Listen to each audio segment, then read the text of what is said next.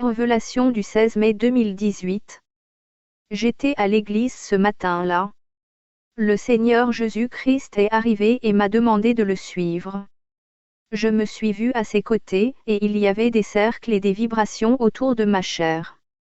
Il m'a dit, « Tu es préoccupée, Jocelyne. » Je lui ai répondu, « Non.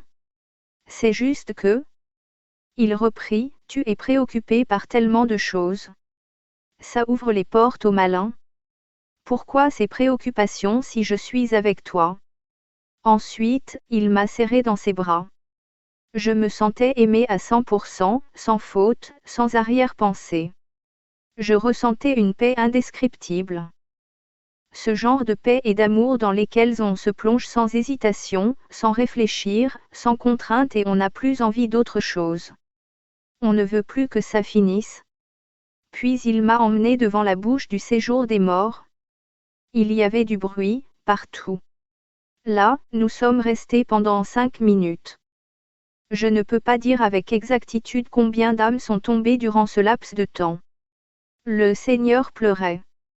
Il criait en disait ceci dans les pleurs, ô homme. Qu'est-ce que je n'ai pas fait pour t'éviter ce lieu?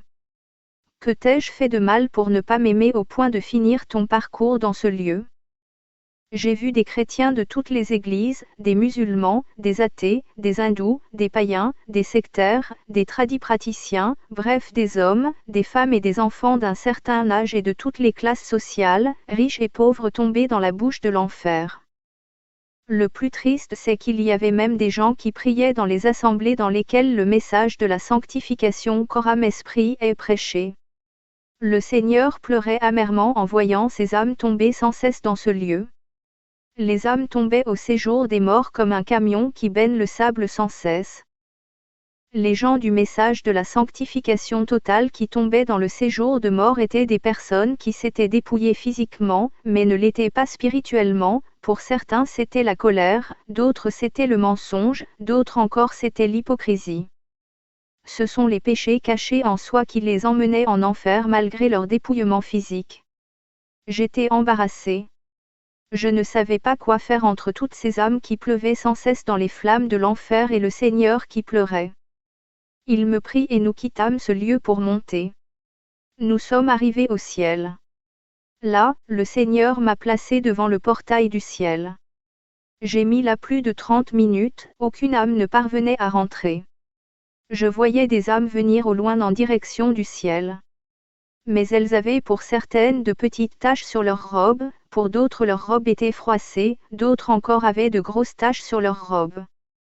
Tout cela n'arrivait même pas au milieu de la piste qui mène au portail du ciel, un vent impétueux les dérobait comme un tourbillon et les jetait en enfer. C'était aussi la même chose avec ceux qui avaient les robes sales. Ceux qui étaient nus n'avaient même pas accès à la piste, ils étaient directement jetés en enfer. Pendant que j'étais là, j'ai vu 2 géants anges avec 2 ailes chacun, ils étaient vêtus de blanc et brillaient intensément comme de l'or pur. Ils venaient en direction du portail du ciel. L'un d'eux tenait un joli panier en or dans lequel il y avait un bébé nouveau-né, l'autre tenait un registre sur lequel était écrit en lettres d'or l'identité de l'enfant et en bas il y avait une inscription Mission interrompue. Sur un écran, il m'a été montré ce qui s'était passé. Ce bébé était né dans des conditions difficiles et les docteurs ont dû faire un choix entre sauver la mère ou l'enfant. Ils ont alors choisi de sauver la mère qui est restée inconsolable. C'était la femme d'un pasteur américain qui vit au sud-ouest du Dakota. Je voyais cette femme sur le lit d'hôpital en train d'être consolée par son mari que le Saint-Esprit inspirait. En même temps que le pasteur consolait sa femme, il était aussi réconforté parce que le Saint-Esprit l'inspirait sur ce qu'il devait dire en rapport avec la situation qu'il traversait. Et le Seigneur me ramena ensuite à l'église. Contact, plus 241 04 04 57 93. 06 18 26 72, Paix et grâce, fait à Libreville. Gabon.